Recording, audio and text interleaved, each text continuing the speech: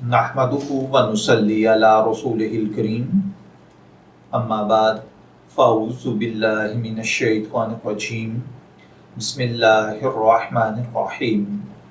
अस्सलामु अलैकुम dear viewers, इस्लामी मालूमात के आपके फेवरेट चैनल फतवा ऑनलाइन से मैं हूँ प्रोफेसर शब्बीर अहमद।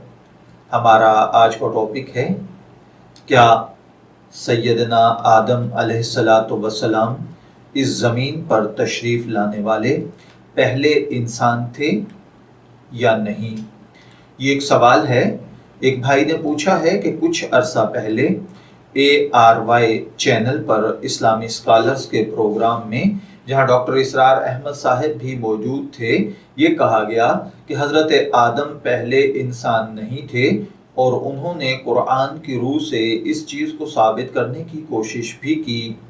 मगर पूछने वाले भाई कहते हैं कि मेरा दिल नहीं मानता, चूँकि हम ये पढ़ते आए हैं कि हज़रत आदम अलैहिस्सलातु वस्सलाम पहले इंसान थे, लिहाजा चैनल पर बात करने वाले से गलती हुई है कि उनको ज़मीन पर उतारा गया वगैरह।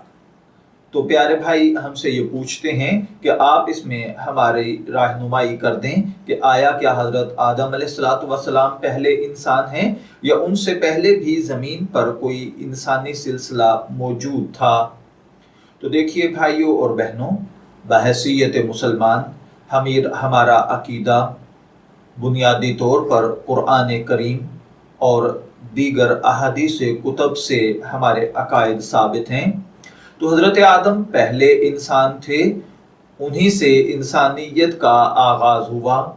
कुरान हकीम की सूरह सौद की आयत नंबर 70 से लेकर 88 तक, यानी सूरह साद की आयत 70 से लेकर 88 तक हज़रत आदम अलैहिस्सलातु वस्सलाम की तख्लीक, फरिश्तों का सजदा करना वगैरह और दीगर उमूर तफसील से मज़कूर हैं। इसके अलावा कुरान हकीम की दीगर आयात और अहादीस मुबारका की तसरीहात से भी ये बात बिल्कुल वाज़ेह है कि हज़रत आदम अलैहिस्सलातु वस्सलाम ही पहले इंसान थे जिनको अल्लाह ताला ने खुद तख्लीक फरमाया था। मैं दुआगो हूँ कि अल्लाह ताला हमें इन बातों को समझकर इनके मुताबिक अमल करने की तौफीक अता फरमाए।